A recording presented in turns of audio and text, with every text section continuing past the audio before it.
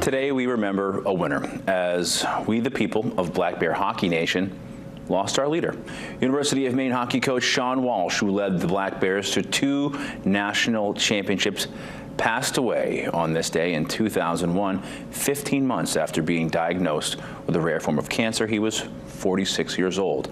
After being diagnosed with renal cell carcinoma, he had his left lung and left kidney removed. He also underwent 2 exhaustive immunotherapy treatments and a stem cell transplant. Taken to Eastern Maine Medical Center on September 10th after contracting pneumonia, he would pass away there.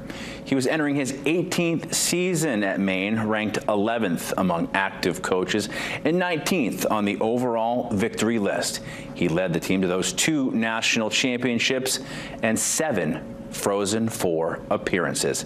His legacy lives on with those banners that still hang in Alfond Arena to this day.